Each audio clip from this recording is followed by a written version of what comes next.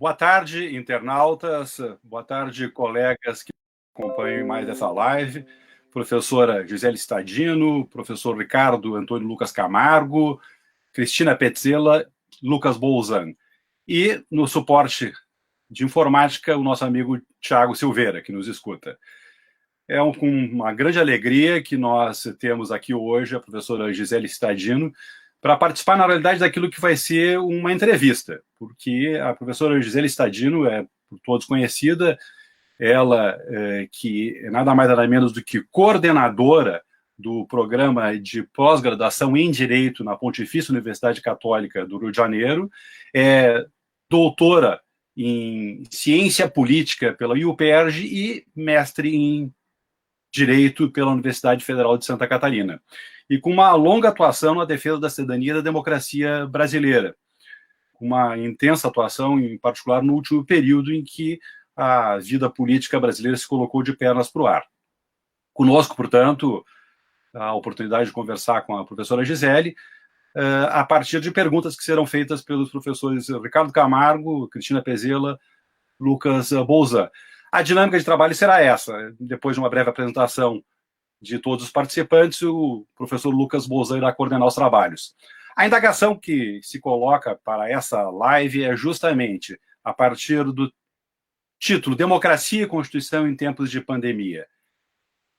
A nossa democracia poderá sobreviver a uma realidade em que cada vez mais se vê que nós não temos uma Constituição com força normativa?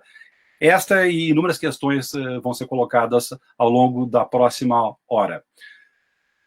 Boa tarde, professora Gisele, com a palavra, por favor, para fazer a nossa saudação aos internautas e aos integrantes dessa mesa virtual. Está sem áudio, Gisele, por favor. Agora acho que está bem, né? Boa tarde, Torelli. Boa tarde, Ricardo, Lucas, Cristina. Uma alegria muito grande voltar aqui. Eu tive um prazer enorme em conversar com vocês há umas 2 semanas atrás e fiquei muito satisfeita com essa oportunidade de voltar aqui para a gente conversar. Prazer enorme.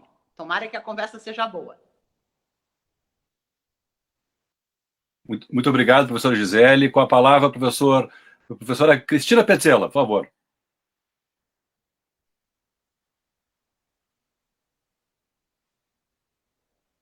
Cris, tu está sem áudio, Cris.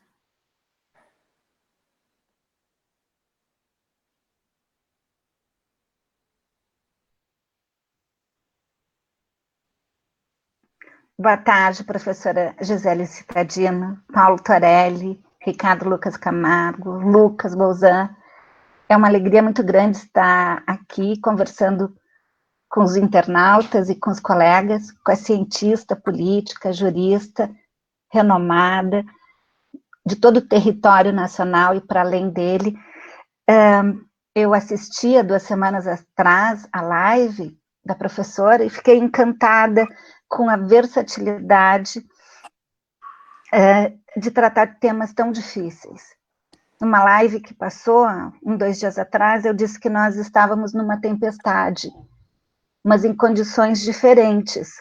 Nós não estamos no mesmo barco, nós não temos a mesma condição de água, luz, saneamento, internet, e nós vivemos um momento muito delicado, um momento em que temos a figura de um presidente que não respeita o mínimo das questões que envolvem aos cuidados com a vida e com a saúde. Não propõe políticas de forma a proteger a humanidade. Desconsidera e brinca como se fosse uma piada essa pandemia.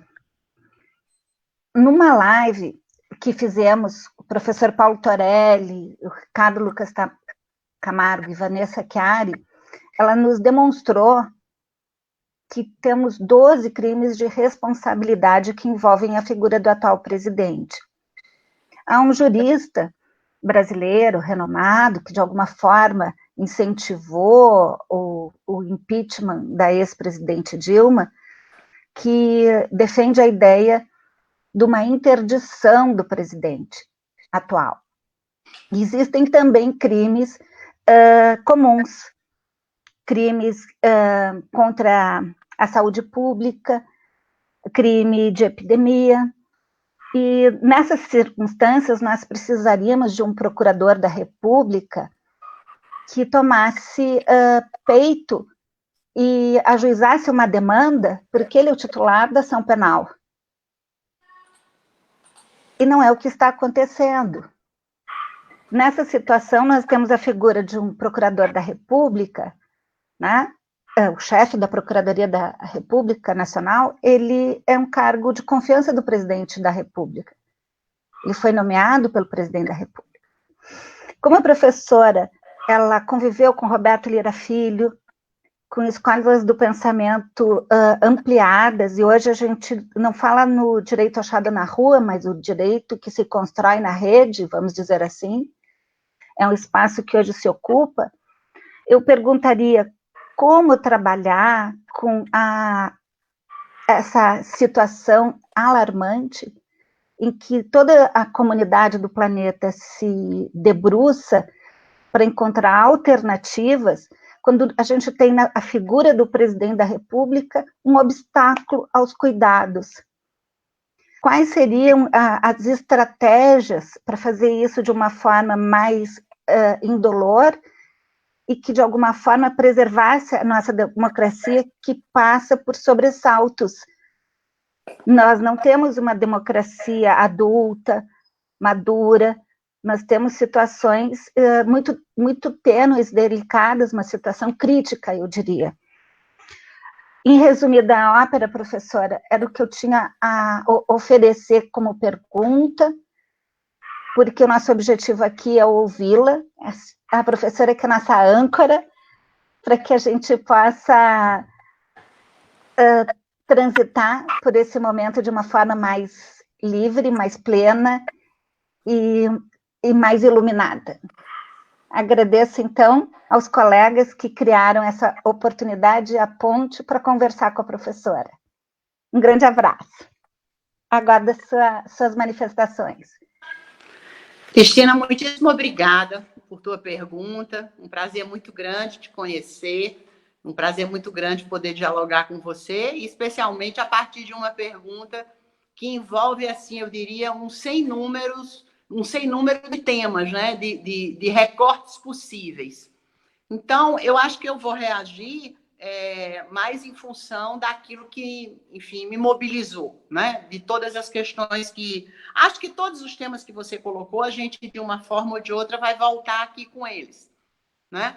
Mas tem um ponto que você colocou que me parece muito importante e que talvez as pessoas não estejam discutindo muito, né? Porque é verdade que a gente vive um momento duplamente difícil. Quer dizer, a gente vive um momento difícil, como de resto, no mundo inteiro.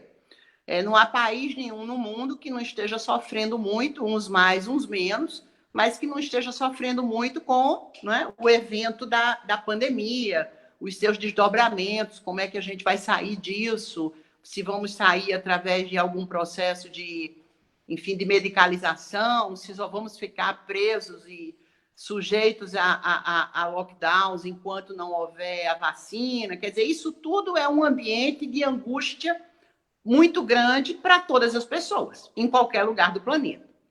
Aqui no Brasil, a gente tem uma situação um pouco mais difícil, porque, ao lado dessa pandemia, a gente tem um governo que assumiu há 14 meses, né?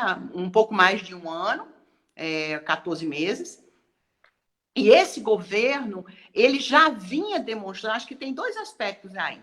O primeiro aspecto, né, do governo, e aí é do governo como um todo, e não só exclusivamente do presidente da República, é que a gente já tinha um governo, desde que eles assumiram, marcado por uma espécie de incompetência burocrática ou uma espécie de paralisia do sistema burocrático em quase todas as áreas, né? Afora, quer dizer, com exceção da aprovação da reforma da Previdência e da reforma trabalhista, que, na verdade, foi um processo muito mais conduzido pelo alto, quer dizer, o grande interesse das elites brasileiras, quando não tiveram outra coisa, não aceitar a possibilidade de Bolsonaro. Então, a grande pressão sobre o Congresso foi para que imediatamente se aprovasse a reforma trabalhista e a reforma previdenciária. Então, fora isso, que foram duas reformas, eu não estou dizendo que foram duas reformas boas, eu estou dizendo simplesmente que foram duas ações governamentais que obtiveram sucesso no sentido de que atingiram seus objetivos. Agora, fora essas duas reformas, o governo Bolsonaro, além de não ter feito rigorosamente nada, do ponto de vista da economia, do crescimento econômico, da criação de novos empregos, da questão ambiental, da questão da cultura, da questão educacional, do desenvolvimento científico, não há nenhuma marca, não há nada. Há uma paralisia, né, que toma conta de todas as áreas do governo. Não há ministério que você possa olhar e dizer, daquele ministério está vindo uma política interessante ou uma boa política para a sociedade brasileira. Ao contrário, as coisas que já estavam funcionando bem começaram a deixar de funcionar. Então, a gente está meio que assustado no sentido de que o governo Bolsonaro não está dando conta da pandemia. Mas isso não é surpresa nenhuma, porque o governo Bolsonaro, anteriormente, também não estava dando conta de nada. É que a gente tem uma memória um pouco curta, mas se a gente toma, por exemplo, o Enem era um concurso que vinha sendo feito com a maior regularidade no Brasil, sem nenhum grande problema, e assume o governo Temer conseguiu manter o Enem funcionando bem, sem nenhum problema, e o governo Bolsonaro assume, cria uma enorme balbúrdia, né, para usar a expressão do ministro da Educação, uma enorme balbúrdia, porque ameaça implementar provas diferentes, temas diferentes, não vai cair isso que caía e que agora vai deixar de cair. Quer dizer, cria uma expectativa enorme, cria uma angústia muito grande entre os estudantes, e quando a prova chega, a prova é mal aplicada, a prova é cheia de problemas, a prova é cheia de dificuldades. Então, é um governo marcadamente incompetente, né? Então, nesse sentido, como é que a gente podia esperar que, durante a pandemia, o governo Bolsonaro fosse se destacar como um governo apto a lidar com uma crise desse tamanho? O Mandetta foi espertíssimo, né? O Mandetta saiu exatamente, ele forçou a saída dele, não é? Porque à medida em que o presidente dizia eu quero isso, ele fazia diferente. E não só fazia diferente, como ele publicizava essa diferença. Não é? Então, ele força a saída dele porque ele sabe que isso que a situação vai ficar tão difícil que é muito melhor, né, que ele esteja longe do ministério quando a situação, né, entrar em total descontrole, que parece que é o que está acontecendo de uns 3 ou 4 dias para cá. Né? Eu vi ontem o prefeito de Manaus, né, em prantos na televisão, e aquilo não parecia um jogo de cena. Né? Ele estava efetivamente transtornado com o que está acontecendo na cidade que ele tenta governar e não consegue. Então, eu acho que não há nenhuma surpresa no fato do governo Bolsonaro não dar conta do que está acontecendo, porque, afinal, ele nunca deu conta de coisa alguma. Agora, eu acho que um outro ponto que aí você mencionou é a personalidade de Bolsonaro. Né? É essa coisa do Bolsonaro debochar. Né? O churrasco previsto para hoje, né, no Palácio da Alvorada, que terminou por ser suspenso porque a reação da população foi muito forte, O churrasco hoje no Palácio da Alvorada foi um deboche. Quando ele disse, quando tinham 1000 mortos, que perguntaram a ele qual era a posição dele em relação a esse número, ele disse: eu não sou coveiro. Uns dias depois, quando nós atingimos mais de 4.000 mortos, ele disse: e daí? Né? Quer dizer, eu acho que Bolsonaro tem uma personalidade que acho que os psicanalistas descreveriam como ele é um sujeito perverso.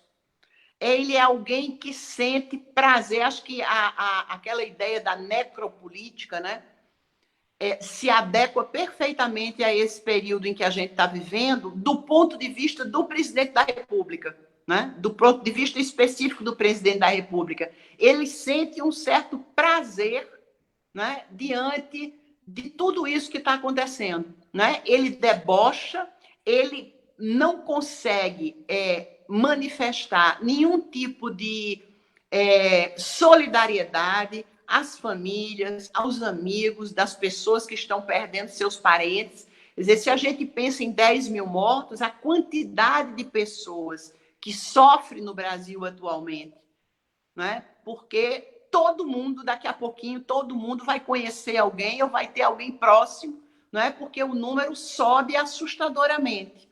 E ele se comporta, ele ri, ele faz piada, ele brinca com a imprensa, ele insulta a imprensa.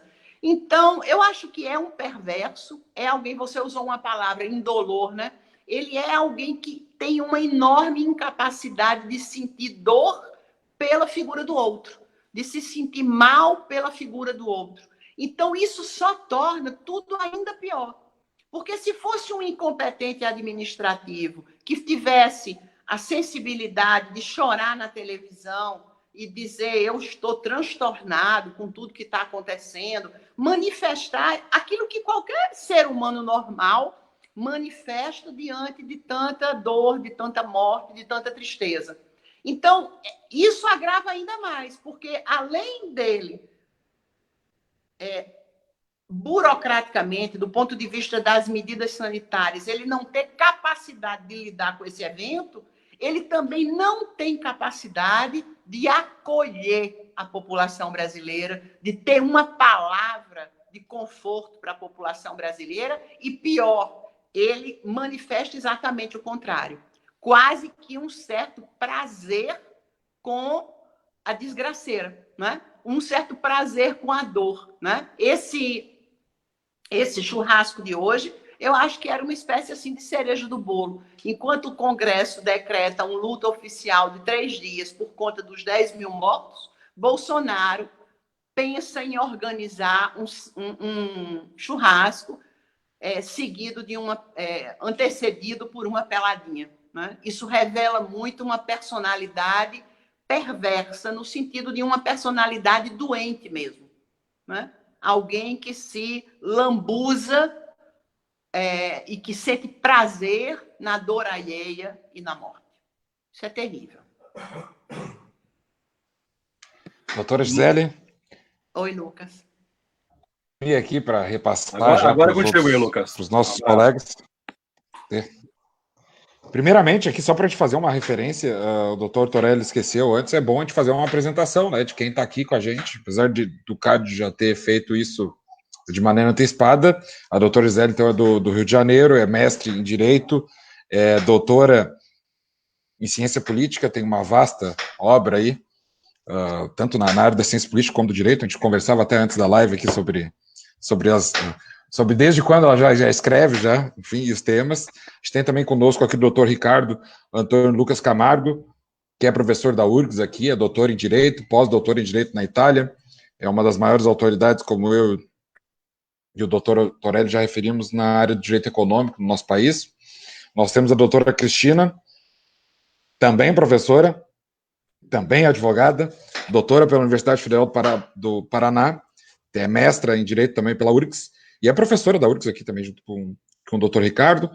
E, por fim, o doutor Paulo Torelli, que é doutor em Direito pela USP, Universidade de São Paulo, professor de Direito Constitucional na pós-graduação da Uniriter, também advogado público, assim como o doutor Ricardo são procuradores aqui do nosso estado do Rio Grande do Sul. Meu nome é Lucas Bolzan, sou mestre em Direito e sou professor de Direito do Trabalho também, só para fazer uma apresentação rápida. Doutora, vou passar a palavra para o doutor Ricardo para ele fazer o questionamento e assim a gente pode prosseguir com o nosso debate. Está contigo, doutor Ricardo.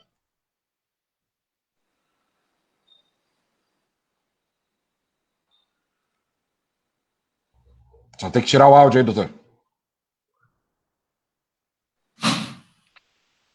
Bom, professora Gisele, é um prazer imenso encontrá-la novamente aqui na companhia dos amigos queridos Paulo Torelli, Lucas, Cris, né?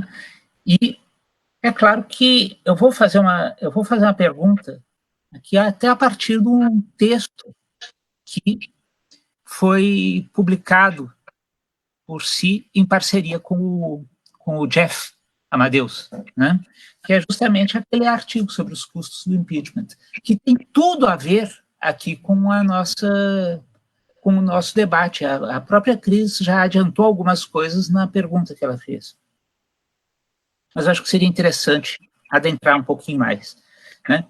E há um grande problema, e o seu artigo chama atenção para isso, para a confusão que muitas vezes fazem entre a pessoa do senhor Jair Bolsonaro, que é quem pode sofrer impeachment, quem é quem pode responder ou não pela prática de crimes comuns, etc., né?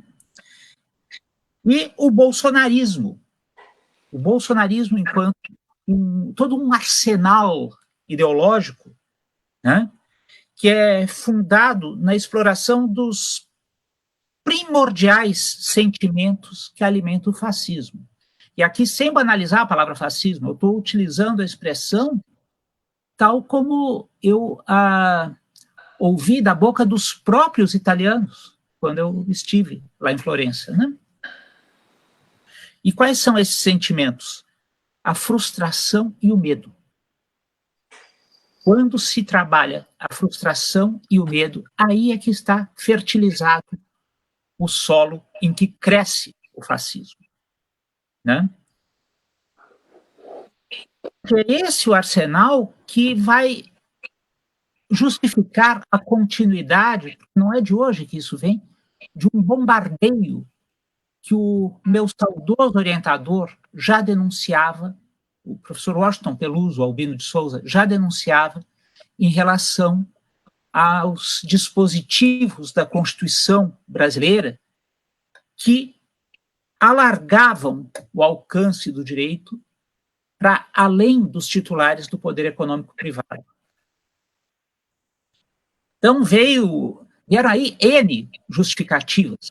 Primeira, não, depois que caiu o Muro de Berlim, não precisa mais ter essa coisa de repressão, abuso do poder econômico, função social da propriedade, etc, etc, etc.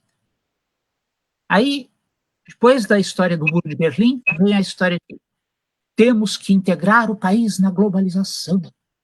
Então, nós não podemos mais ficar amarrando as negociações particulares, nós temos que deixar que as relações econômicas sejam definidas pelos contratos e o resto não passa de uma interferência agressiva à natureza e por aí afora.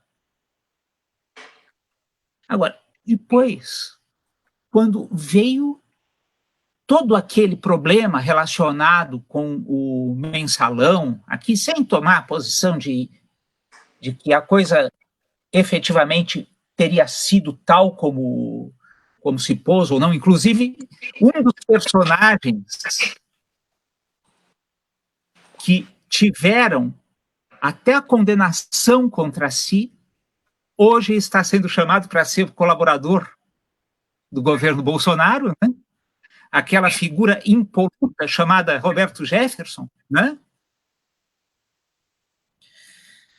Pois bem, mas também aí entra um componente moral, ou alegadamente moral, para se bombardear tudo aquilo que representasse uma espécie de receio à atuação dos agentes econômicos privados.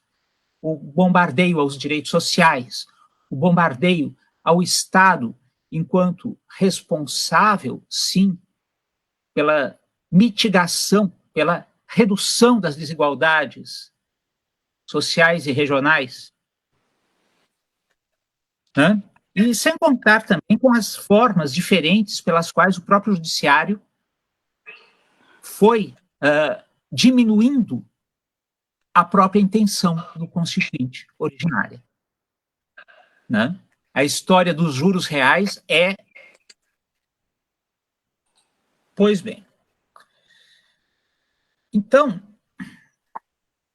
essas várias expectativas frustradas, que podem, algumas delas, ser debitadas à responsabilidade governamental, outras já seria até forçado fazê-lo,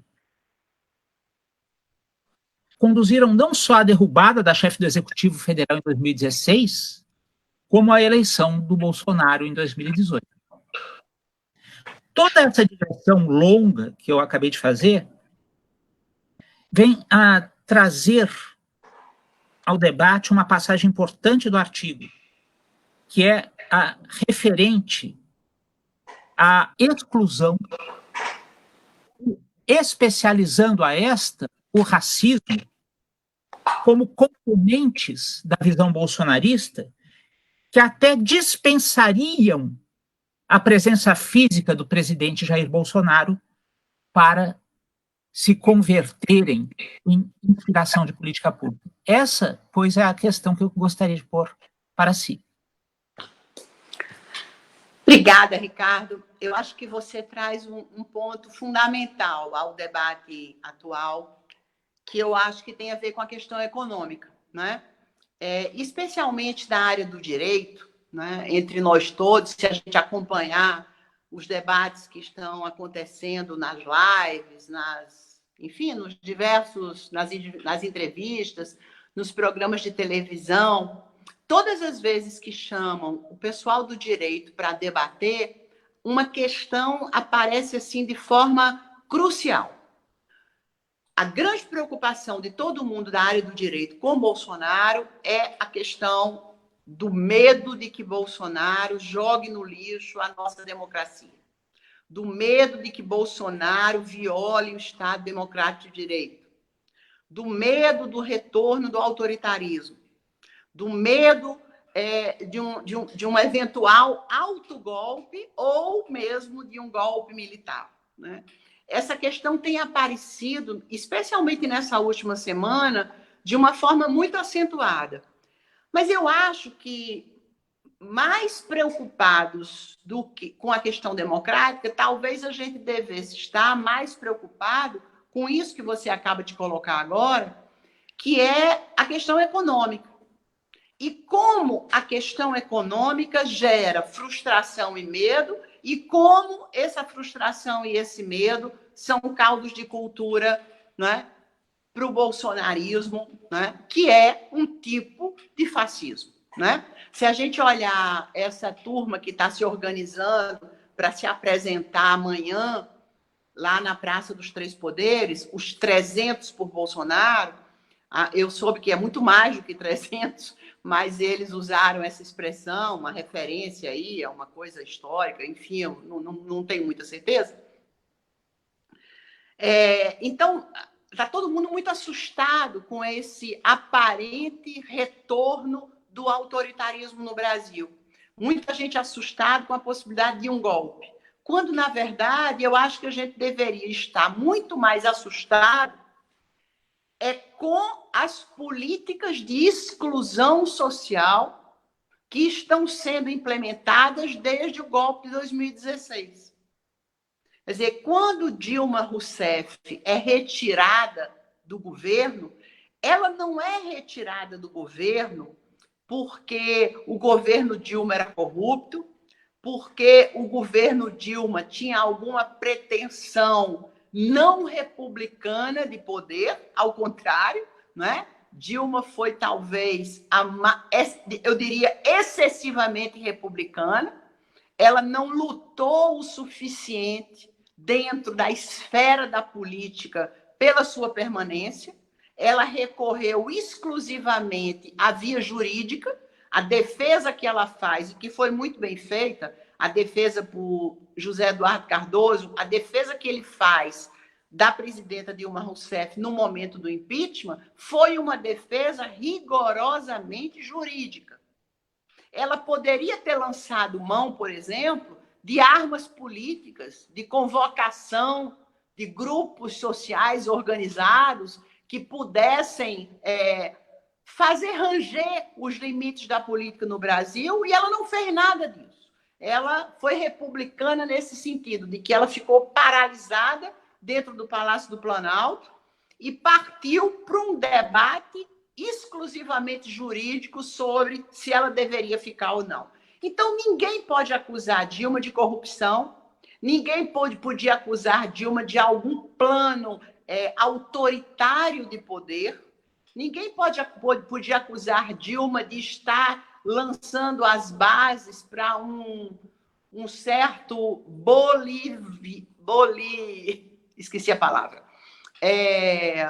Bolivarianismo. Certo plano bolivariano, voltou a palavra. Um certo plano bolivariano do PT no Brasil, isso nunca foi nem mesmo colocado. E aí a gente se pergunta, por que Dilma sai, né? É a piada do poder político. Eu acho que, no fundo, é a questão econômica, né? A elite brasileira cansou de um Estado que viabilizava políticas públicas inclusivas, cansou de um Estado que não se comprometia com o neoliberalismo, cansou de um Estado que não poderia ser descrito como um Estado mínimo, como um Estado não interventor, e o que as elites brasileiras queriam era exatamente o contrário, né?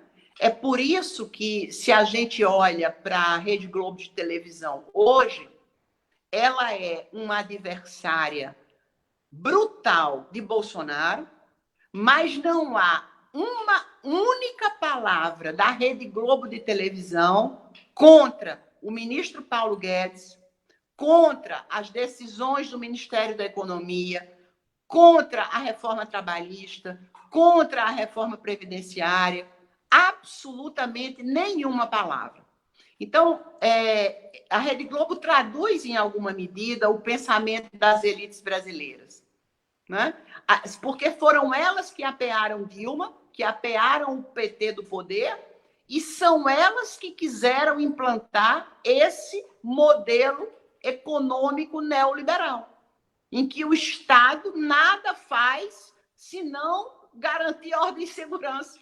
Praticamente é um Estado liberal nos moldes do século XIX. Né? Então, eu acho que esse tema é talvez mais importante para a gente hoje, né? Nessa quadra histórica em que vivemos, é muito mais importante o tema econômico, de luta contra o neoliberalismo, do que o tema político.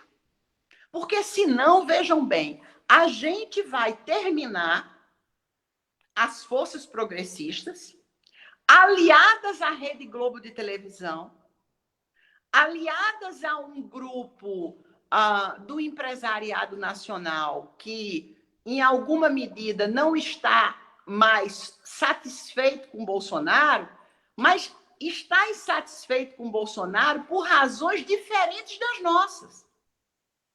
Então, eu tenho medo que o discurso do compromisso do nosso compromisso com a democracia, do nosso compromisso com a defesa do Estado Democrático de Direito, termine por ocultar a questão fundamental, que é a nossa crítica ao liberalismo. Porque senão o mundo fica muito pouco complexo, fica tudo muito simples. De um lado, um Bolsonaro insano, perverso, debochado, autoritário, que não respeita a democracia, que não respeita as minorias, e do outro lado, nós todos, E aí nós todos quem? As forças progressistas, a grande imprensa corporativa, os bancos, o setor financeiro, setores com os quais nós não temos nenhum tipo de identidade. Então, isso me preocupa muito mais do que a questão democrática. Eu tenho menos medo de um golpe militar no Brasil hoje e tenho muito mais medo de uma concentração de forças importantes em torno de um projeto neoliberal que é excludente. Porque foi esse projeto neoliberal excludente que tirou o Partido dos Trabalhadores do poder. Então, esse tema, Ricardo, que você coloca, eu acho que é fundamental por isso, né? Porque traz a possibilidade da gente separar, claro que a gente só separa isso analiticamente, mas traz a possibilidade da gente pensar de forma separada o mundo da política e o mundo da economia. Porque, senão, se a gente não tiver muita noção disso, daqui a pouco haverá uma grande coligação nacional contra a figura do Bolsonaro. Só que, integrando essa grande coalizão nacional, forças políticas muito diferentes, e nós podemos perder nessa coalizão, nós podemos perder nossa identidade, nossos compromissos e nossos objetivos. E isso é um perigo. Muito bem, doutora. Fico feliz em te ouvir, viu? Na realidade, eu agora era para fazer a minha manifestação, mas depois dessa pergunta e dessa resposta, a gente acaba querendo explorar um pouco mais esse tema. Eu vou voltar aqui, como o doutor Ricardo comentou, a ideia era partir do custos do impeachment e responsabilidade política, esse artigo que a doutora publicou junto com o Jeff. E esse artigo, vou ser bem sincero, doutora, ele me trouxe um pouco de reflexão, porque na primeira lida que eu dei nele, eu não concordei com ele em um contexto, que é a questão do elas por elas, trocar não vai fazer diferença, mas ele me trouxe reflexão por indicar... Ó, a Cris voltou. O que acabou por indicar aqui... Oi, Cris. Já estou na minha pergunta aqui. O que acabou por indicar qual era o tema que eu queria trazer. E eu queria trazer uma abordagem um pouco mais psicológica sobre a origem desse bolsonarismo. Então, nas minhas reflexões aqui, eu busquei pensar o que é o bolsonarismo e por que ele veio. E automaticamente eu me lembrei do lulismo, e automaticamente eu me lembrei do populismo, enfim, de todas as vertentes que trazem, né, que fazem os grandes líderes e da formação dessa onda, enfim, política. E quando a doutora diz lá no artigo, junto com seu colega, de que tirar o Bolsonaro, o custo para o país político não vai se refletir em uma maneira satisfativa, porque o Mourão representa a mesma coisa. Veja bem, o partido do Mourão, o PRTB, ele tem, com certeza absoluta, o slogan mais ridículo da história dos partidos políticos brasileiros. Nós somos a espada e o escudo do presidente. É ridículo. É ridículo. Não tem cabimento nenhum. Enfim, é uma vergonha. Mas voltando ao assunto. Nada contra quem seja do PRTB, mas vocês devem trocar esse bordão. Voltando ao assunto. Eu acho que ele não representa alguma mudança satisfativa, apesar de, com certeza, se for olhar pelo Código Internacional das Doenças, provavelmente o Mourão ser uma pessoa de sua consciência, dentro do que ele reflete sobre a vida. Mas voltando ao assunto, então, eu comecei a pensar sobre o porquê, sobre quem são essas pessoas, por que ele chegou lá, e me veio, sim, a volta do lulismo, do populismo e de todas essas questões. Na última live que fizeram os colegas aqui, eu não participei, nem a doutora Gisele, com a doutora Vanessa citou um conceito que eu já tinha ouvido falar, mas não tinha, de certo modo, me deparado sobre ele e estudado, que é o conceito de liderança carismática do Max Weber. Esse conceito de liderança carismática do Max Weber, a princípio, quando ela me fala que o Bolsonaro é uma figura carismática, eu não consigo pensar nisso, mas daí eu vou ler o Max Weber, vou atrás e descubro, não, ele é, como ela disse, ele é uma figura carismática, assim como Adolf Hitler foi, ou como o Dalai Lama enfim, outras pessoas, outros políticos e outros líderes são figuras carismáticas. E como funciona esse processo do carisma, né, da pessoa pública e da maneira. Isso me trouxe um pouco de medo, por óbvio. E dentro dessa leitura que a doutora Vanessa fez, da figura do carisma, da liderança carismática, eu fiquei pensando, quem são os bolsonaristas? Ou essa onda do bolsonarismo vai acabar? E fazendo esse apelo para a parte um pouco mais sociológica, eu começo a me deparar com a resposta que eu procuro na internet, e eu vejo um estudo de uma socióloga paulista, que o nome dela é Isabela Calil. Ela faz um artigo científico com base numa pesquisa muito longa, dizendo, olha, quem são os eleitores de Bolsonaro e o que eles pensam? A doutora deve conhecer esse estudo. Eu tive ontem de noite, eu li o resumo, então ela vê, e existem, veja bem, 16 tipos de cidadão de bem. 16 tipos de cidadão de bem. Claro que a pesquisa dela deixa bem claro, né, a metodologia é baseada em São Paulo, tendo em vista aquelas mobilizações dos anos de 2016, ali pré-impeachment e tal, mas ela faz todo um aparato do que é o cidadão de bem, o que ele pensa, e me chega à conclusão de que eu acho, doutora, que se a gente pudesse botar uma vírgula, e com toda a minha humildade aqui no seu texto, é dizer que o Bolsonaro, ele é o neoliberalismo e o racismo, como a doutora muito bem diz. E o racismo, nesse contexto da necropolítica, que é um conceito político ideologizado criado na África, por alguém que eu não me lembro o nome, mas a doutora vai lembrar aqui, eu acho que o Bolsonaro é isso, mas vírgula, a gente precisa botar o neoconservadorismo. Eu acho que essa tendência dos eleitores, desses 16 tipos de cidadãos de bem, está lá, o neoconservadorismo. E o que me causa um pouco de estranheza é como se aliou o neoliberalismo e o neoconservadorismo, que são, teoricamente, condutas antagônicas de se pensar, porque um é amoral, né, que é o liberalismo, é desregulatório, que é o liberalismo, e o moralismo, e o neoconservadorismo, perdão, é moral, né, e regulatório. E como é que eles conseguiram se unir e criar uma candidatura que fez com que, enfim, o Brasil inteiro caísse nessa onda de direita e elegesse o Bolsonaro?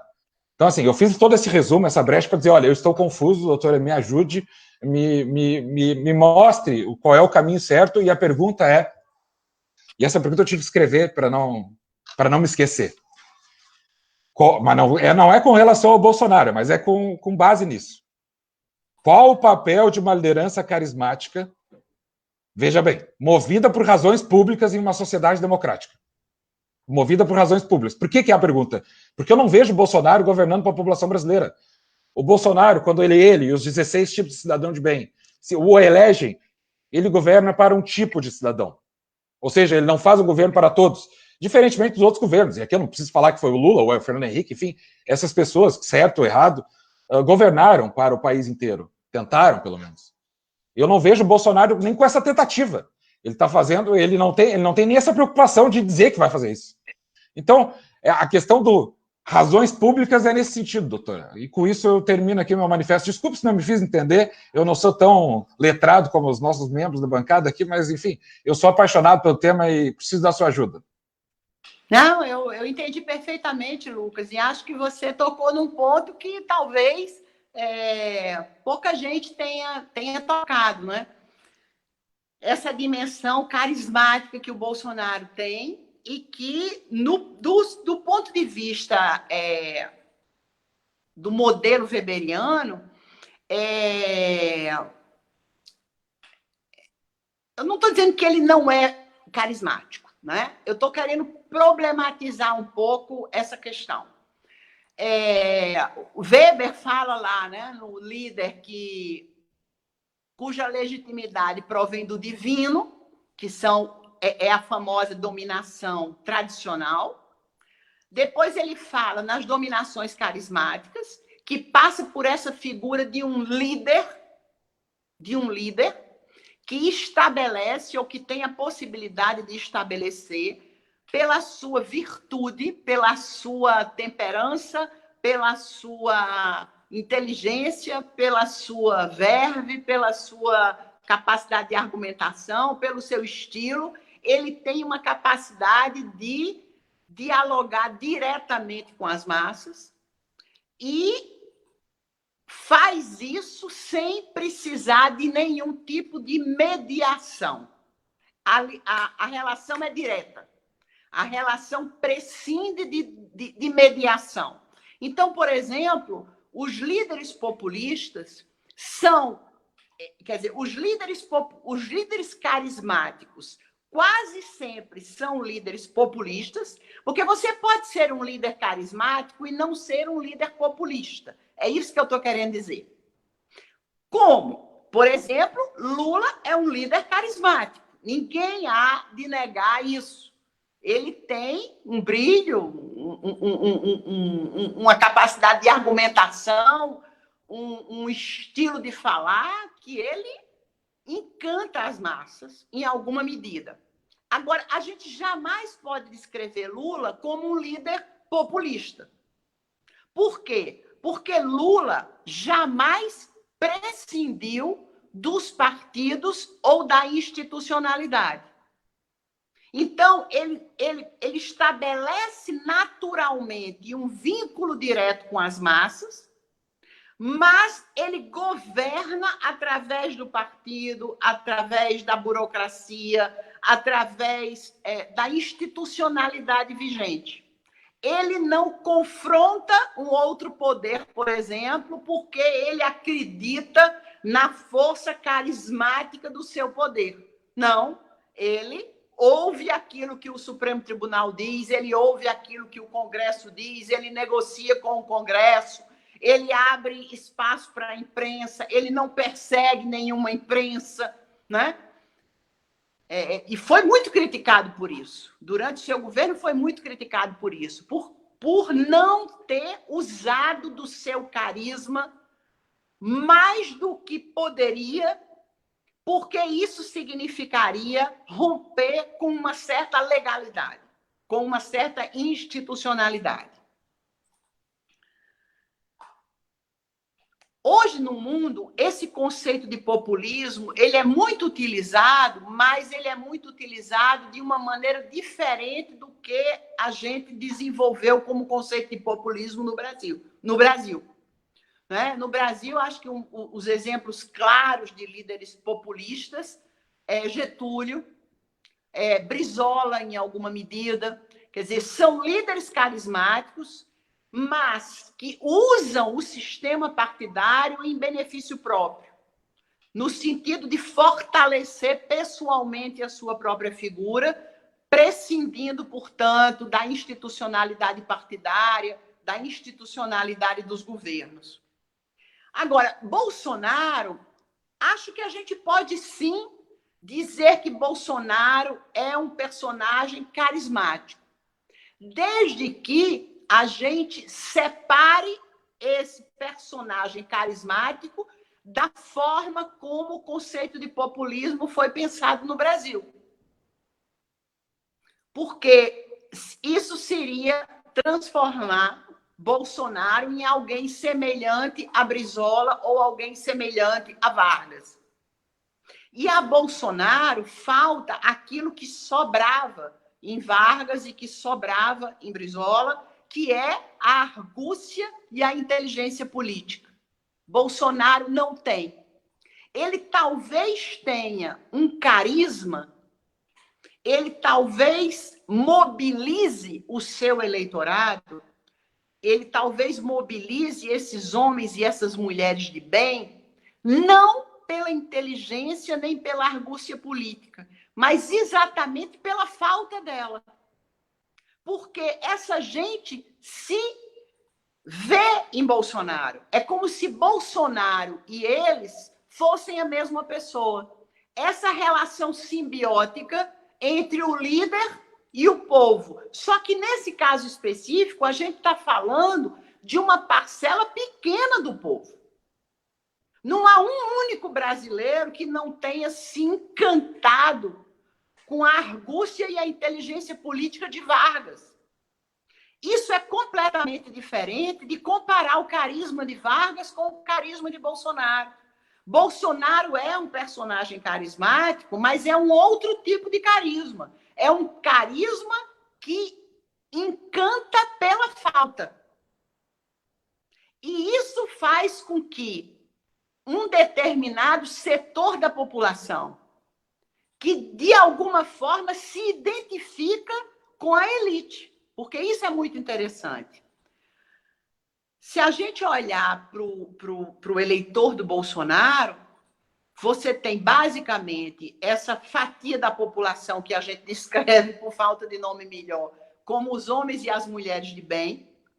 Essa gente que foi meio que moldada pelo discurso anticorrupção, pelo discurso anticomunismo, como se em algum momento ínfimo da história do Brasil a gente tivesse corrido o risco, né, da implantação de um comunismo no Brasil, menos ainda nos governos do PT. O que os governos do PT tentaram e não conseguiram foi implementar algum tipo de Estado social no Brasil. Foi fazer com que a gente pudesse ter um Estado minimamente parecido com o que existe na Europa. Então, me perdi. Eu estava falando sobre... Comecei a pensar na Europa e me distrair. Mas, enfim... Estava falando sobre a implementação da tentativa de implementação do Estado Social frustrada. Isso. Eu estava falando sobre a constituição desse grupo conservador que sustenta Bolsonaro, né? Essa gente de bem. Essa gente de bem, na verdade, ela é uma gente preocupadíssima com a questão da corrupção, porque ela acha que aquilo que ela não tem lhe foi tirado. E é muito interessante isso, porque eles têm um sentimento de falta muito grande, mas eles compram de graça o discurso neoliberal de um Estado que não deve dar nada, apesar deles terem um sentimento de falta muito grande. Eles compram muito facilmente a ideia do comunismo. Eles compram muito facilmente a ideia do ateísmo. De onde tiraram essa história, né, de que as forças progressistas brasileiras não têm compromisso com a esfera do divino? Se tem a Europa, sim. A Europa hoje, eu acho que 40% da população afirma com todas as letras que não tem nenhuma fé em nenhum tipo de Deus. No Brasil, esse número não deve chegar a 2% da população. Mais de 95% da população brasileira é uma população que tem fé, seja no que for, seja em que Deus for, né? As religiões são muito plurais aqui, mas todo mundo aqui tem fé. Então, esse perigo do ateísmo, de onde tiraram isso? Isso é um caldo de cultura muito conservador, que vai se constituindo e que ele vai se constituindo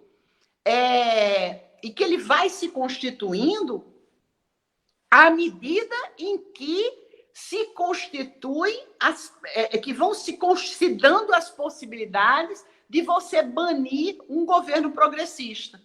Então, por exemplo, a gente pensa nessa questão do ateísmo, né? O compromisso do governo Bolsonaro, né, da fala de Bolsonaro com as religiões evangélicas, neopentecostais, né?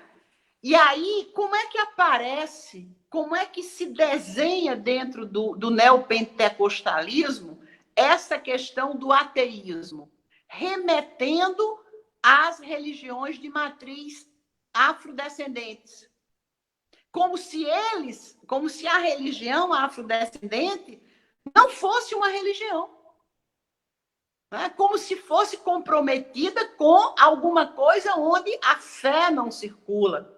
E é exatamente o contrário. Os afrodescendentes têm uma matriz religiosa extremamente forte. Extremamente forte. Mas essa é uma forma de marcar o racismo. Essa é uma forma de você afastar a negritude do processo político. Manter, né? Ontem ou anteontem eu estava escutando uma participação do Darcy Ribeiro num programa do Roda Viva, em que ele mostrava, né, como ao longo da história a população negra brasileira é o carvão que vai sendo queimado, né? Um escravo tinha uma vida útil de 7 anos.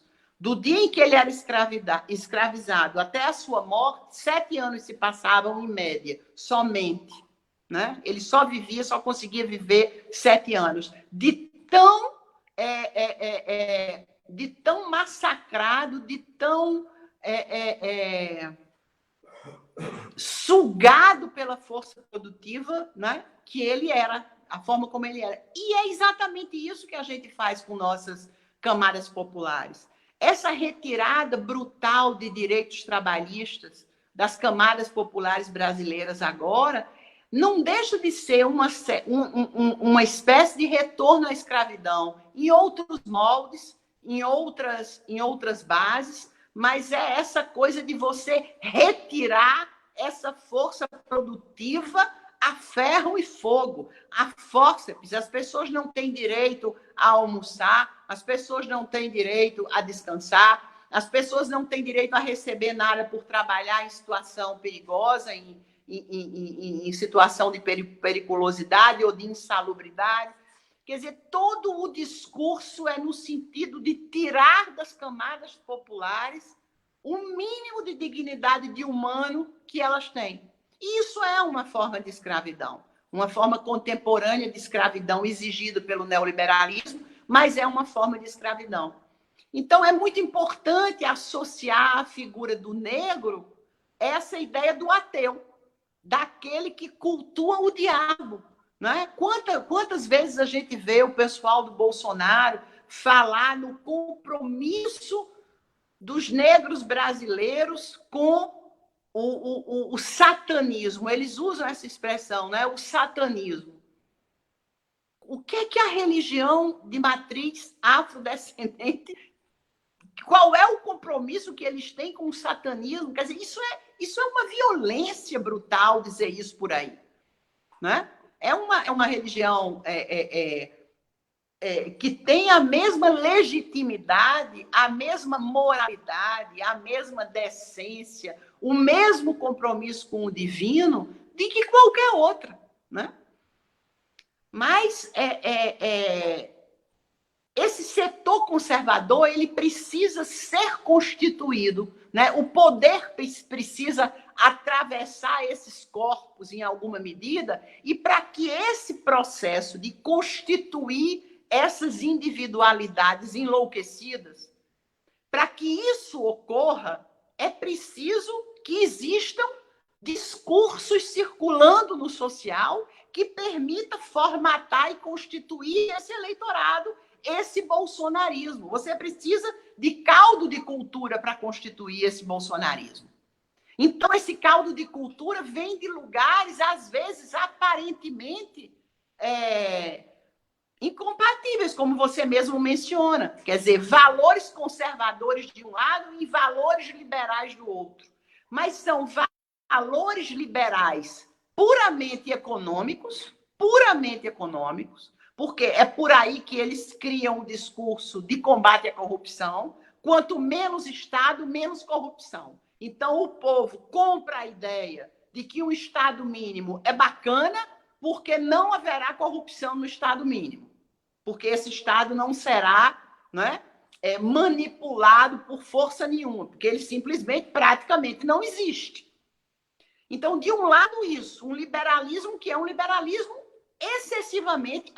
exclusivamente econômico. E, do outro lado, um conservadorismo que é um conservadorismo no sentido de valores conservadores. Né? De valores conservadores, de mulheres que não podem desempenhar certas funções, de compromisso com uma fé religiosa que parece que o resto do país não tem, a constituição dessa figura do homem de bem, que no fundo é o homem autônomo, branco. O papel da branquitude aí na constituição desse homem de bem é decisivo. Quer dizer, não se forma um projeto dessa natureza sem constituir esse caldo de cultura. Por isso que eu dizia que racismo e neoliberalismo são meio que... É face de Janos, né? São duas faces de uma mesma moeda. De um lado, você usa o racismo para manter fora da sociedade brasileira as camadas populares que são negras, e, do outro lado, você recorre à ideia de que o neoliberalismo é bom porque o Estado mínimo é bom, porque o Estado mínimo não é passível de ser corrompido. Então, acho que é isso. Doutora, não, perfeito. Sabe que agora, com a sua reflexão, eu sou o único que tem a parte agora, depois, porque eu passo para o outro, né? Eu fiquei pensando que o cidadão de bem agora, ele é filho, né, pela parte neoliberal do Banco Itaú, e a mãe dele, pela parte neoconservadora, pode ser a Assembleia de Deus, daí nasceu o cidadão de bem.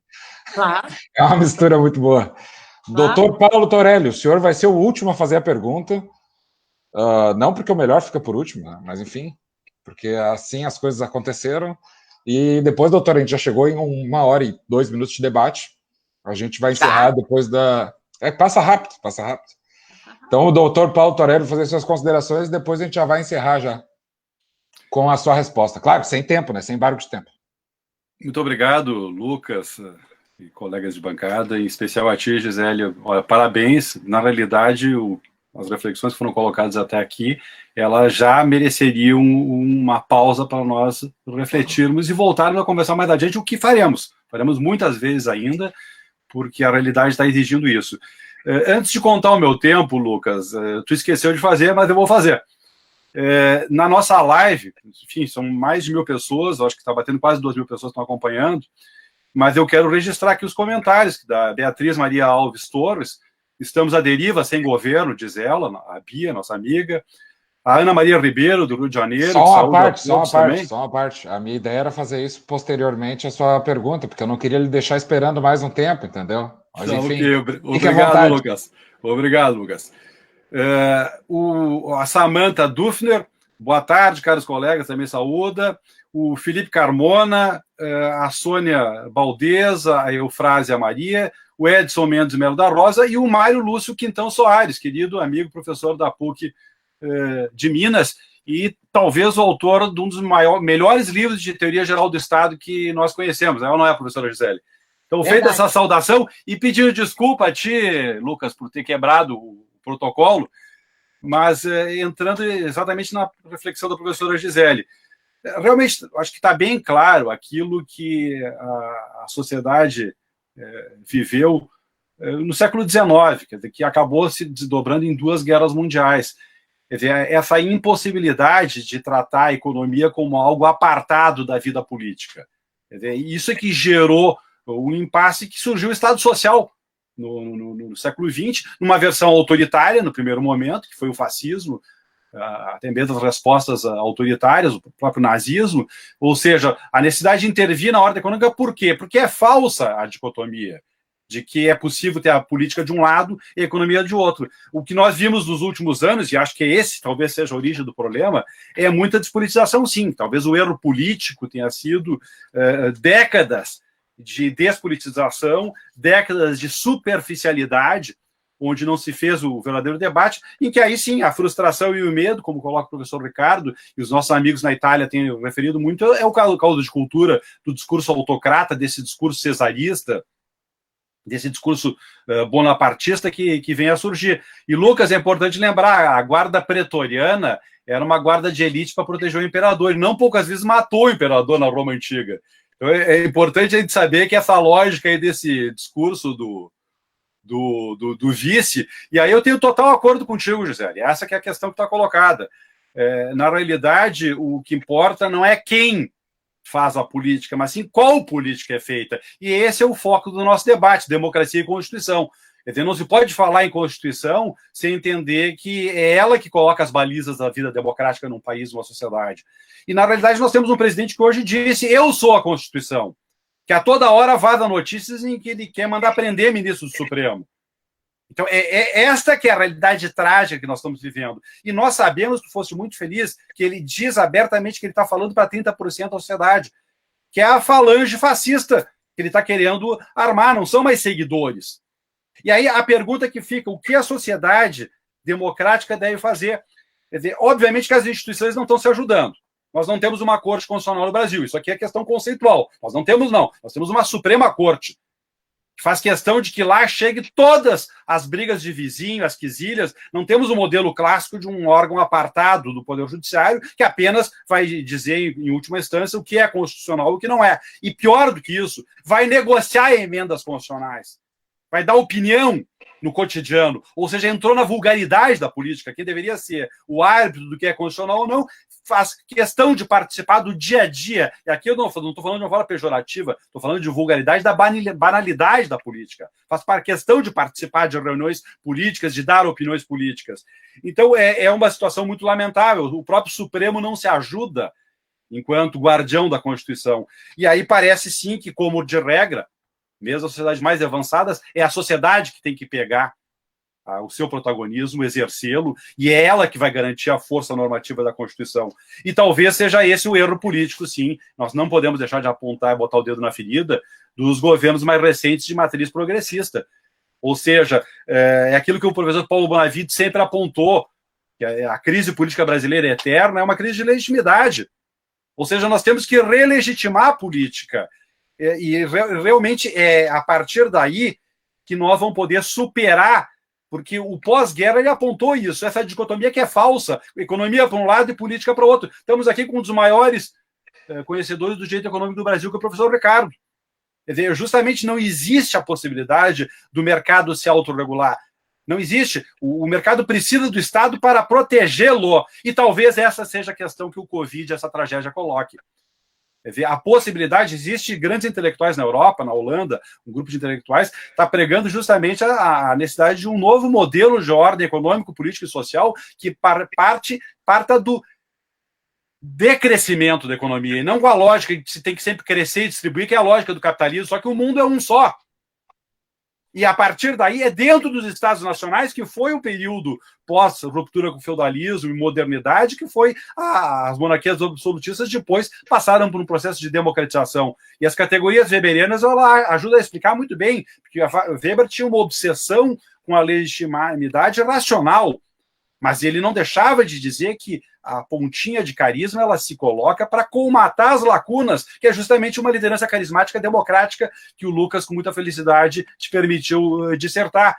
A legitimidade, e tu trabalhaste com precisão, uma legitimidade carismática, ela se coloca dentro da vida institucional, justamente para aparar as arestas, mas não fora. O que hoje nós temos bem claramente, Gisele, tu colocaste com muita precisão, é a tentativa de organizar uma minoria na necropolítica, que é uma Baby que falava isso, o grande cientista política africano, que é justamente, ele pegou a elaboração do Foucault, que é a ideia de que com o poder econômico não existe mais fronteiras nacionais e os gestores administram a biopolítica, que na realidade é o nascimento e a morte e a previdência que se coloca no meio disso, a previdência social. Essa ideia da biopolítica, uma bem vem dizer, não, o que nós temos hoje é a necropolítica, é um cálculo determinado para excluir e matar uma fatia da população. E nós sabemos que talvez os extremistas fascistas queiram essa tragédia justamente para se livrar de um terço da população pobre, enquanto que os democratas querem, na realidade, talvez se valer desta trágica situação para que nós possamos redemocratizar e relegitimar a política. Eu estou falando isso porque, quer dizer, o Roberto Schwartz ele colocou com muita felicidade as ideias fora do lugar, que no século XIX, justamente, se queria ter um pensamento liberal no Brasil, numa sociedade escravocrata. E nós hoje não conseguimos chegar naquilo que a Europa está escrito na Constituição da Alemanha, no artigo 20, a Alemanha é um Estado social de direito. Todas as constituições da França, da Itália, da Espanha se proclamam um Estado social. No Brasil, quando se fala em social, é coisa de comunista. É do outro lado o discurso social como... esse é comunista que está fazendo um discurso social. E tu falaste com muita precisão. Essa distinção que o Benedetto Croce, um pensador hegeliano, que o Norberto Bobbio citava muito, grande, liberal, mas ele dizia uma coisa são liberdades filosóficas e iluministas. As garantias constitucionais, outra coisa é o liberismo, que é o livre mercado. Uma coisa não se confunde com a outra. Na realidade, o que está colocado para as forças democráticas é justamente o reaproximar o poder da sociedade, porque não é o que nós temos. E talvez aqui é que fique justamente a tarefa que não foi feita no processo constituinte democrático, que se legitimou pela ampla participação social, mas o estatuto do poder é que precisa ser alterado. Inclusive aquela cláusula que diz que o exército é uma força de reserva, mas, claro, eles botaram lá que só pode ser convocado, não pode ter confusão e desinformação, pelos poderes soberanos. Só que esse jogo dos poderes soberanos, nós estamos retornando ao século XIX, que é o que o Raimundo Faoro citava muito. O próprio Joaquim Nabuco, quer dizer, o país legal e o país real, porque as eleições eram todas fraudadas no Império.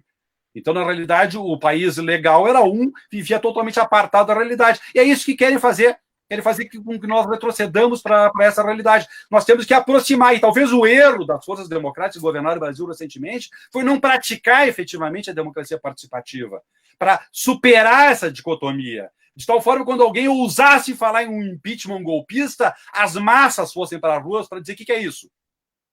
Disputem uma eleição. E talvez a possibilidade até de um recall. Olha, ao invés do mimadinho do Aécio Neves querer deflagrar tudo isso, e teve o troco, e está no lugar que merece, no lixo da história, ao invés dele pagar isso, ele que fosse catar 15 milhões de assinaturas para pedir um recall. E aí nós iríamos, em primeiro lugar, ele não ia conseguir os 15 milhões de assinaturas. E aí, se fosse para o voto, o povo quer decidir se tira um mandato. Porque uma coisa é essa nuvem que criaram, o professor Ricardo colocou com muita propriedade, dessa confusão, que na realidade, Gisele, a gente não pode esquecer, Gisele, em 26 de julho de 88, o Sarney, presidente da República, convocou uma rede de cadeia de rádio e televisão para dizer que a Constituinte, que estava votando no segundo turno, era julho. A Constituição só vem a ser promulgada em outubro. Em julho, ele ameaçou o Congresso Constituinte dizendo que o país ia ficar ingovernável. Por quê? Por causa do excesso de direitos sociais que tinha. Nós levamos 20 anos para começar a implantar o que estava na Constituição. A Europa não foi diferente.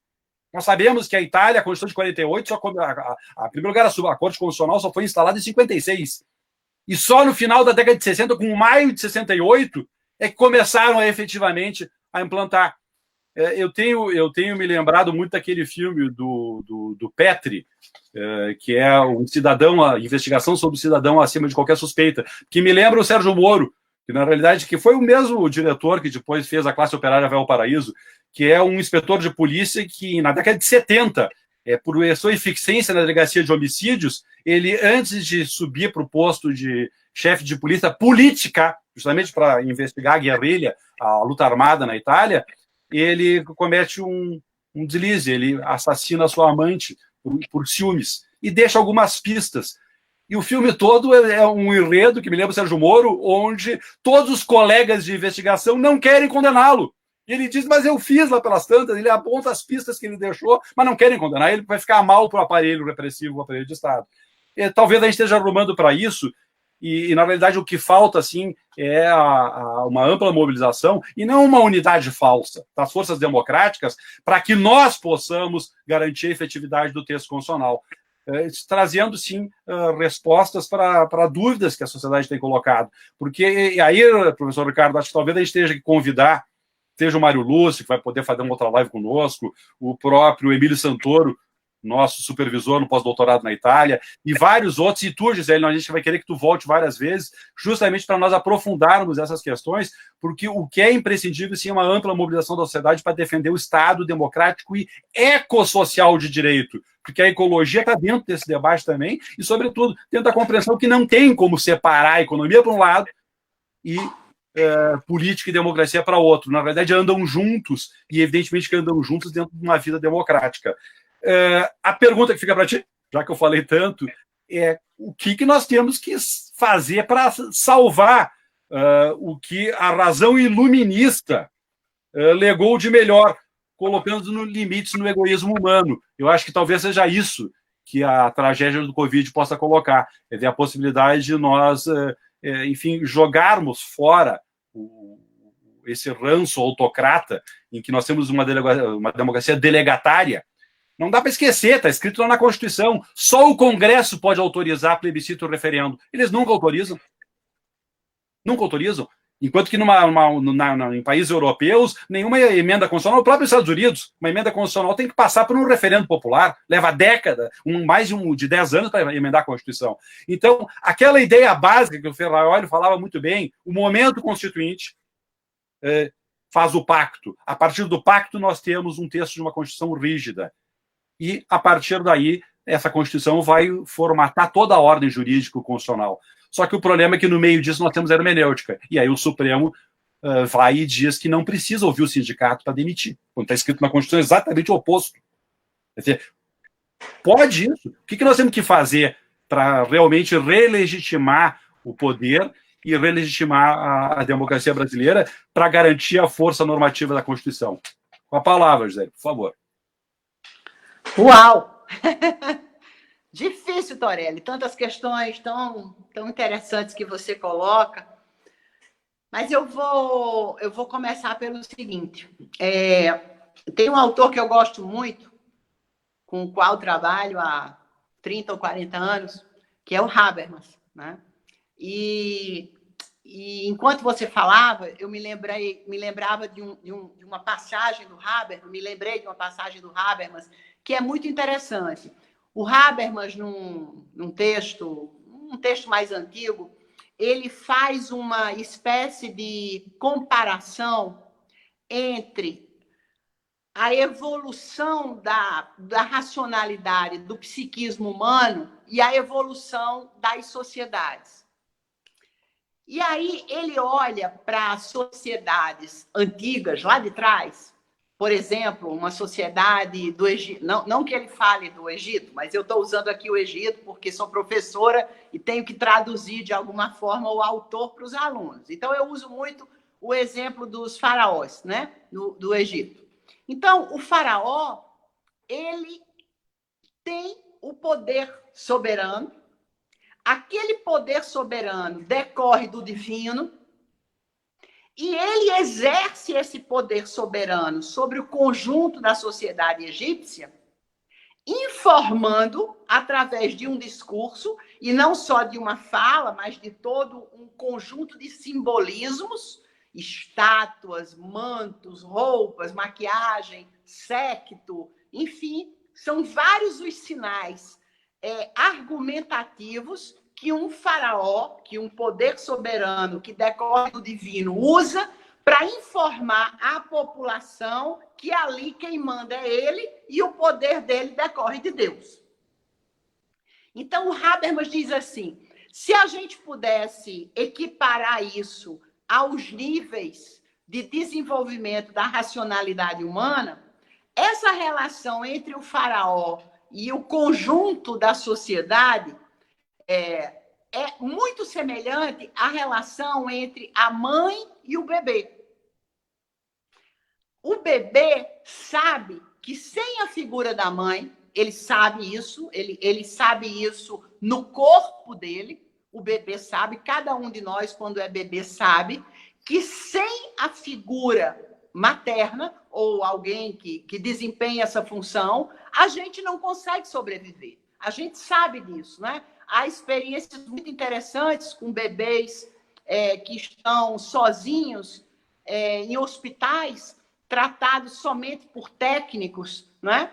Há experiências muito interessantes nesse sentido, de que eles têm experiências de morte muito constantes, e o coração entra em colapso e o corpo entra em colapso, porque eles se sentem abandonados, porque o cuidado técnico não é suficiente para dar a eles tranquilidade. Então, eles precisam dessa figura materna para se sentir íntegros e para se sentir vivos. Então, na verdade, o faraó assegura a vida e a sobrevivência da sociedade da mesma forma como a mãe assegura a sobrevivência do bebê. E aí, enfim, essa história rende muito, porque ele vai falar mais tarde das sociedades de capitalismo liberal, onde, em alguma medida, a gente entra na adolescência, para finalmente chegar nas sociedades de capitalismo monopolista, que são as sociedades contemporâneas, em que o Estado, para ter aquele poder que está no topo, que equivaleria ao poder do faraó, para aquele poder que está no topo precisar impor alguma coisa, intervir de alguma maneira, ele precisa usar um discurso fundamentalmente técnico. Porque se for um discurso amoroso, se for um discurso político, se for um discurso argumentativo, cercado de valores, o cidadão que está ali embaixo vai ter dificuldade de aceitar, porque um concorda com uma coisa, o outro concorda com a outra. Então, a intervenção estatal tem que ser uma intervenção que se legitima pela técnica, né? É claro que não é pela técnica, mas tem que parecer que é uma intervenção técnica e não uma intervenção política, porque, afinal, o Estado alemão contemporâneo, por exemplo, não é igual ao Estado do faraó por uma única razão. No Estado do faraó, você tem uma sociedade infantilizada. Na sociedade contemporânea, das democracias sólidas, esse cidadão, né, é um sujeito de direitos adulto, empoderado, que sabe exatamente o que quer, que tem capacidade de autorreflexão e crítica, que vota, que participa do jogo político. Então, não há como comparar essas duas bases societais. São completamente diferentes. Então, numa você tem um bebê que precisa daquele Estado para sobreviver, daquela figura do faraó para sobreviver. Aqui você tem um cidadão, sujeito de direitos, que precisa legitimar a intervenção do Estado. Então, esse cidadão, de alguma forma, Habermas está muito preocupado em construir essa cidadania que é protagonista de si mesma. Você usou essa expressão agora, né, de uma sociedade protagonista. Foi por isso que eu me lembrei, né? Então, esse cidadão, para ser protagonista de si mesmo, ele precisa crescer. Ele foi bebê, ele passou pela adolescência e, finalmente, ele ainda não chegou, porque isso é uma utopia não realizável, né? Quer dizer, você sempre vai ter essa luz adiante iluminando o futuro, e o nosso objetivo é nascer, crescer, se desenvolver e nos tornarmos sujeitos de nós mesmos, né? Por isso que a gente faz psicanálise, ainda que muitas vezes a gente faça anos e anos de psicanálise e não consiga ser protagonista de nós mesmos, mas pelo menos a gente tenta. Se a gente joga essa perspectiva para o conjunto da sociedade, eu acho que a gente precisa perguntar em que lugar do psiquismo, né, do desenvolvimento do psiquismo humano a sociedade brasileira está. Nós somos bebês infantilizados, nós somos adolescentes ainda paralisados por múltiplos conflitos, ou nós somos uma sociedade adulta, protagonista, reflexiva, crítica, que sabe exatamente o rumo que quer tomar e que, em alguma medida, controla o Estado? É muito difícil responder isso, né? É muito difícil responder isso, porque às vezes a gente pode dizer, né, que nós somos bebês e aí, de repente, a sociedade, de uma hora... Aconteceu isso com Lenin, né? Lenin, em algum momento, disse que ele tinha a ideia de que a sociedade russa, um dia, talvez os netos dele fossem capazes de ver isso, ela seria digna de pegar na mão o seu próprio destino. Ele pensava aquilo para gerações adiante. E a Revolução Bolchevique aconteceu 3 semanas depois dessa declaração, né? Então, a gente nunca consegue imaginar e calcular com muita certeza o momento em que uma sociedade vai ser protagonista. Não no sentido de implantar uma sociedade comunista, como no caso da Rússia, enfim, 100 e tantos anos já se passaram, mas no sentido de controlar, de ter essa capacidade de controle sobre si mesma. Então, eu hoje ouvi o ministro do Supremo Tribunal Federal, Luiz Roberto Barroso, dizer que a sociedade brasileira precisava de um choque de iluminismo. Eu fiquei muito incomodada com isso por 2 aspectos. O primeiro é que eu não sei se ele estava oferecendo a ele mesmo ou ao Supremo Tribunal Federal como líder dessa vanguarda iluminista, né, dessas pessoas que teriam a capacidade de dar esse choque iluminista na sociedade brasileira, ou se ele estava, talvez, arrependido do papel que o Supremo desempenhou ao longo desses últimos anos, né? Lula estava coberto de razão quando disse que o Supremo Tribunal Federal estava acovardado. O ministro Celso de Mello ficou muito incomodado com aquela declaração. Na verdade, não foi uma declaração, foi uma escuta indevida de um áudio que o Sérgio Moro veiculou, em que Lula dizia que o Supremo estava muito acovardado. Estava muito acovardado, eu acho que segue muito acovardado. Agora, não quero nenhum ato de coragem do Supremo, Deus nos livre, né? Deus nos livre. Porque se algum dia a sociedade brasileira tiver a necessidade de um choque iluminista, esse choque iluminista tem que vir dela mesma, e não de pretensos juízes maravilhosos, intelectuais de renome, que estejam no Supremo Tribunal Federal, porque eles não têm um único voto e, portanto, eles não têm legitimidade democrática nenhuma para dizer qual é o rumo que a sociedade brasileira deve seguir, ainda que ela, porventura, em algum momento, possa parecer sem rumo ou possa não saber o rumo que vai seguir. E um outro aspecto que eu gostaria de te dizer é o seguinte, uma questão que você mencionou, mas que eu não vou desenvolver, porque senão a gente também não sai mais daqui, que é a questão da criminalização da política. Né? Gisele, por favor, fica à vontade. Eu acho que, inclusive, na live o pessoal está dizendo pena que está acabando. Então, eu acho que a gente pode levar mais alguns minutos aí que o pessoal está gostando. Por favor. Tá. Por falar no pessoal, eu queria agradecer muito ao pessoal, né, dos nomes que você mencionou, um montão de gente assistindo. Eu fico muito feliz com isso. E eu queria mandar um abraço especial para o Mário Lúcio e para a Eufrásia, minha colega de ABJD aqui no Rio de Janeiro, que estão aí assistindo. Foi 2 nomes que eu identifiquei quando você mencionou, mas meu agradecimento de coração a todo mundo. Um outro ponto que você está mencionando é a questão da criminalização da política e da despolitização. Você mencionou essa palavra, né? Despolitização. É uma despolitização, esse processo de despolitização existe na América Latina desde sempre, no Brasil desde sempre, não interessa às elites brasileiras um povo politizado, né?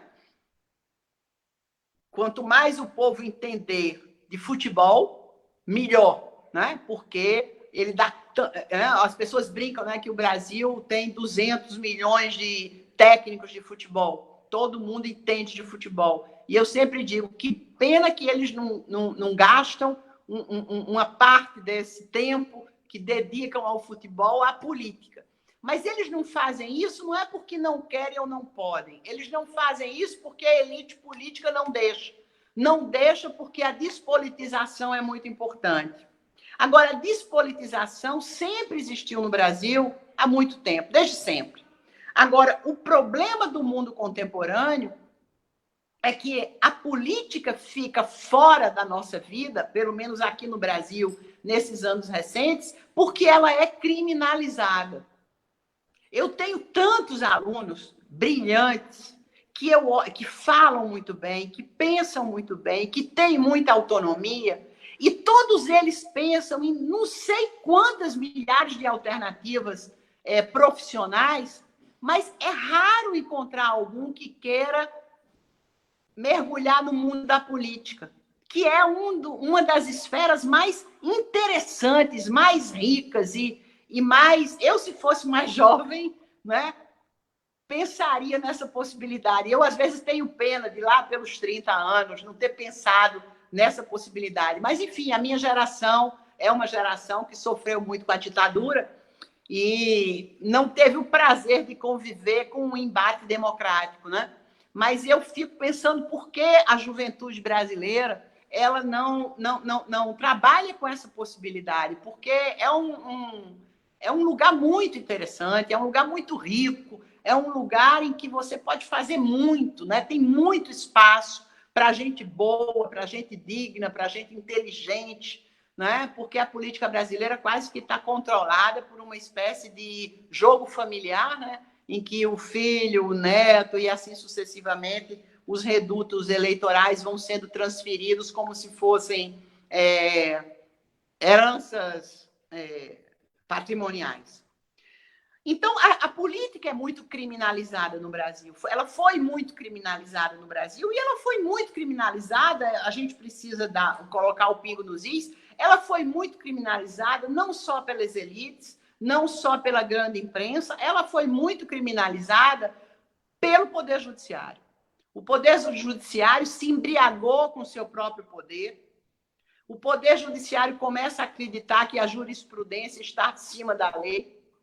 O Poder Judiciário cria essa insanidade do neoconstitucionalismo que permite que as pessoas, porque ocupam um determinado lugar, tenham a capacidade que outros não têm de interpretar a Constituição para além daquilo que a Constituição diz ou contrariamente àquilo que a Constituição diz.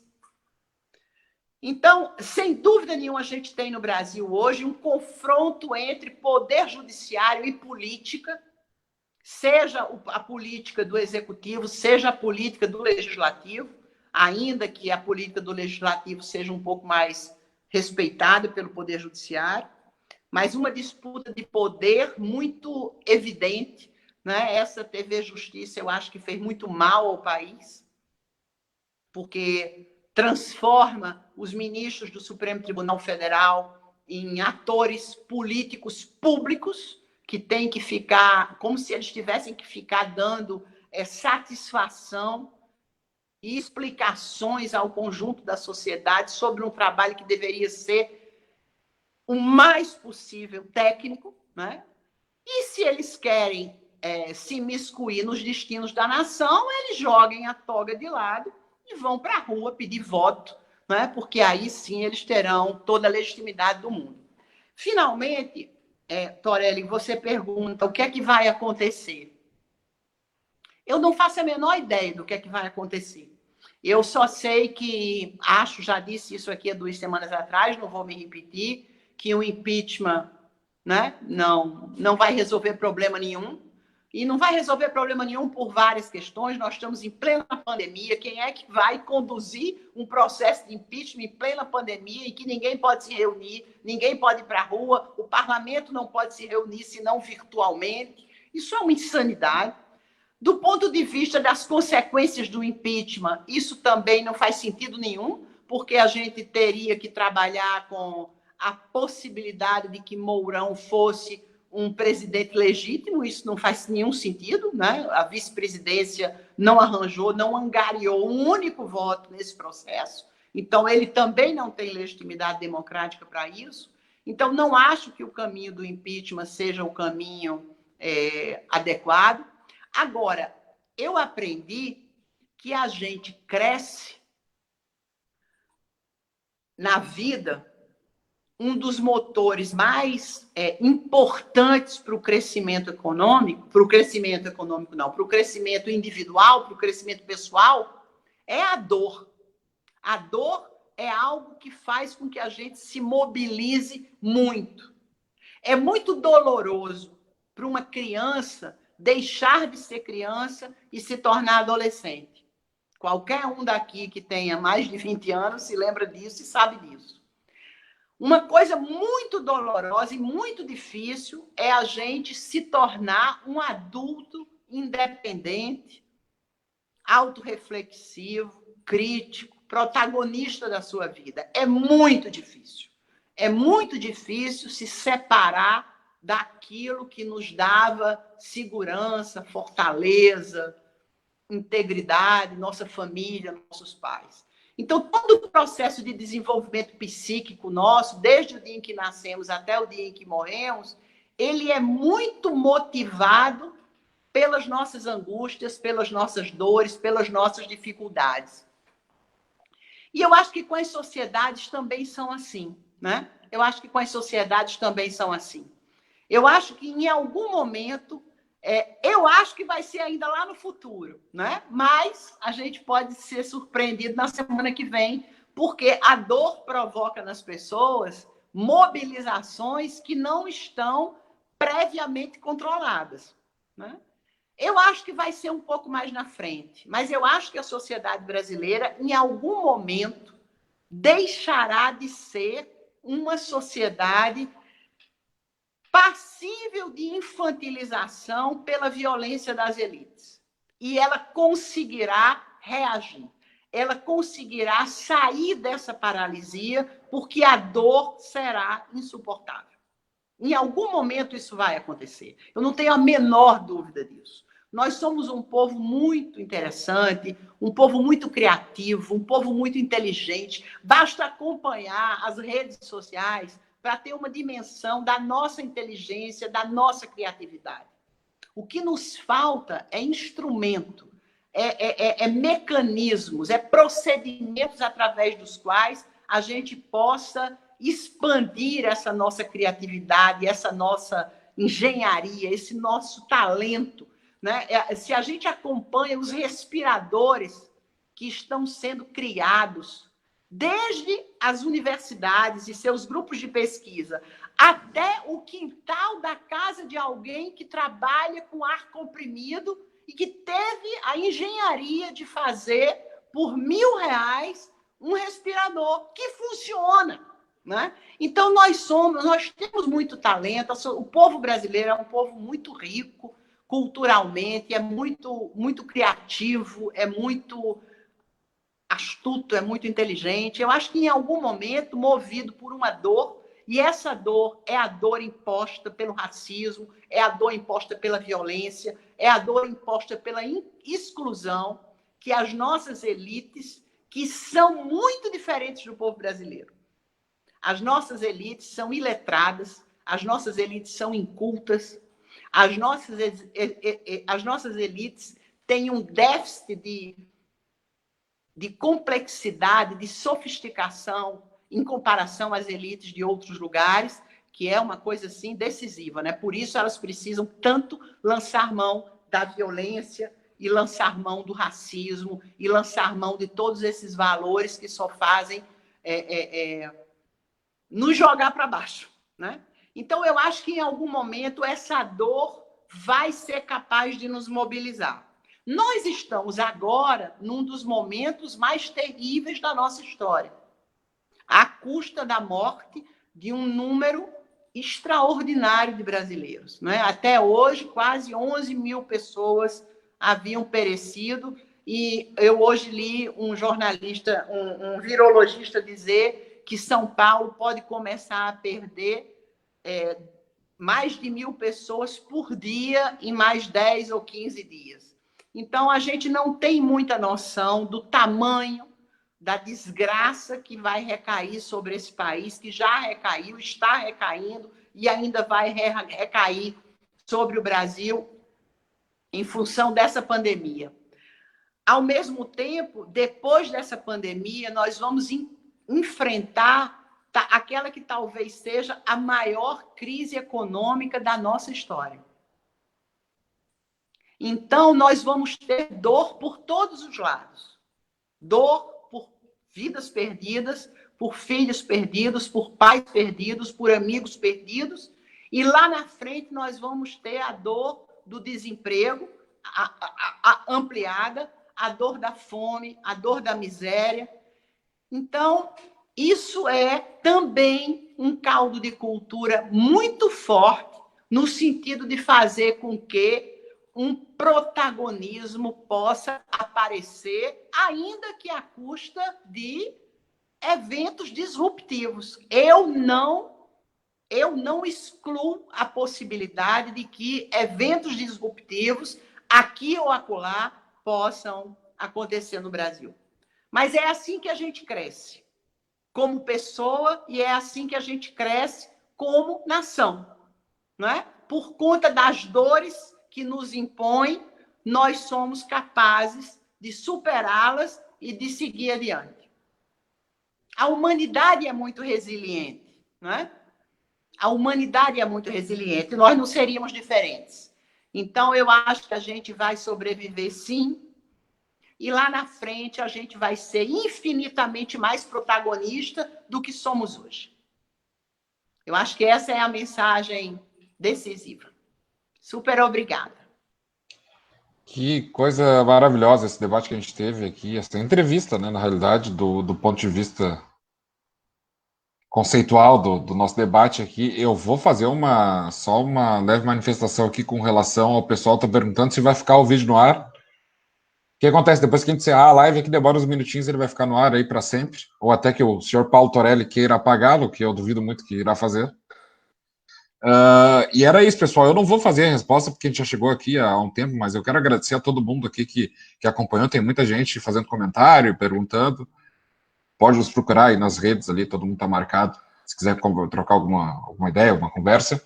Doutora, quero te agradecer mais uma vez aqui por nos prestigiar nessa noite agora de sábado. Aqui no Rio Grande do Sul está bem frio, não sei como é que está aí no Rio de Janeiro. Eu estou em Itaipava, aqui está muito frio. Então, acho que é isso. Agradecer ao doutor Paulo, doutora Cristina, doutor Ricardo, Lucas, doutor Gisele. Lucas, dá uma palavrinha final só para um minutinho para cada um e encerra com a Gisele, que eu acho que ela pode se despedir de nós aí. Perfeito. Então, vou passar aqui para a doutora Cris. Vai lá, Cris.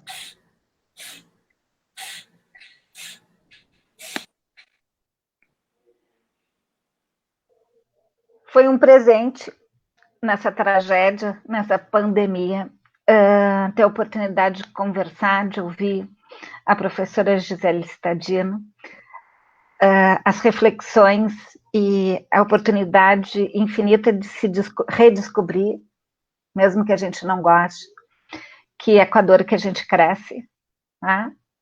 É com a dor que a gente tira o escudo que nos protege. Então, a gente fica atrás de um escudo, a natureza nos mostra isso, mas a pérola nasce assim, né, de um sofrimento, a natureza nos mostra que a borboleta só sai do casulo e deixa de ser uma larva naquela oportunidade, e é triste, né, perceber que tem situações que a gente não precisaria passar. A gente poderia ter aprendido em outras oportunidades, porque não é o primeiro sofrimento. Então, não é inusitado esse momento, não é inesperado.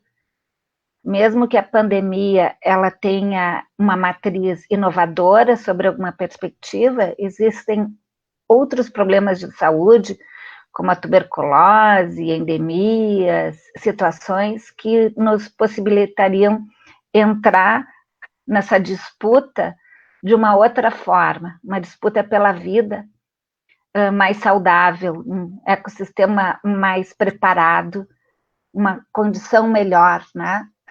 De mais água potável para todos. Uma pessoa é 100%, não é um percentual, não é um número. Esgoto não é um privilégio, é uma necessidade. Então, sob essa perspectiva, retomar bandeiras que não são novas, que elas são antigas, mas que elas nunca foram 100% implementadas. Eu me lembro do filme Titanic, não há razão para que existam botes salva-vidas para uma parcela da população. Não há motivos para que não existam políticas públicas para levar água a todos, água potável de qualidade e suficiente, saneamento básico, para enfrentar situações de dignidade da pessoa humana e preservação do ambiente. Então, são uma série de políticas públicas, eu não vou me delongar, mas eu aceito esse presente que foi o convívio durante esse sábado, das ideias aqui colocadas, porque cada um de nós, ao trocar as ideias, a gente sai com um leque, né?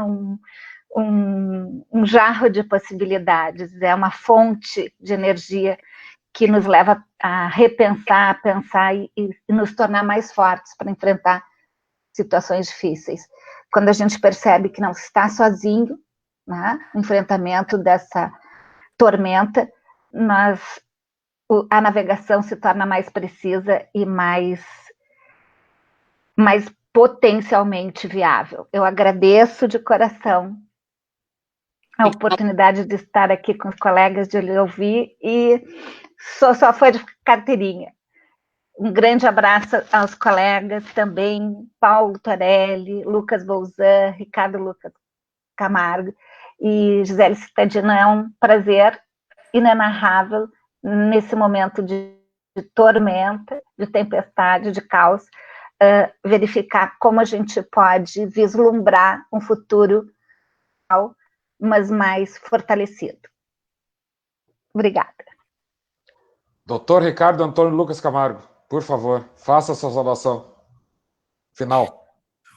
Bom, agora, falando assim, com um pouquinho mais de leveza, vamos dizer assim, não com a leveza da Regina Duarte, pelo amor de Deus, tá? Mas com a leveza de quem está em casa, tanto sob o ponto de vista literal, como sob o ponto de vista metafórico, porque estou em meio a amigos muito queridos que me estão vamos dizer assim, a dividir essa reflexão nessa tarde. Então, eu fico muito feliz que a Gisele tenha aquecido ao nosso convite. Acho que todos nós saímos bem enriquecidos desse debate. E continua posta aquela pergunta com que o Dickens abre o David Copperfield. Nós seremos os heróis da nossa própria vida ou apenas suas vítimas? Muito bem, doutor Ricardo, sempre certeiro. Sabe, doutor Ricardo, que eu só vou passar a palavra aqui para o doutor Torelli se ele contar para a gente, principalmente para a doutora Gisele, como é que é o nome do gato que estava aí no colo dele durante a transmissão, né? O enxerido. Eu quero que ele comente aqui, porque senão eu não vou passar a palavra. Doutor Ricardo, eu não sou a espada nem o escudo do Paulo Torelli, mas eu sou obrigado, né, a que ele faça antes de passar a palavra, senão eu vou cortar. Vamos lá, Lucas, pois não. Esse que estava no meu colo, o nome dele é Foucault. Mas a minha esposa apelidou ele de Fufi. E o outro é Kelsen, mas a minha esposa apelidou ele de Kekel, ou Queco. Então são os dois, a dupla aí. Mas tranquilo. Gisele, muito obrigado aí pelo carinho, pela atenção e pela lucidez, sobretudo. Acho que nós vamos voltar a falar várias vezes. O Mário Lúcio Quintão Soares, que está nos escutando, ele já está intimado.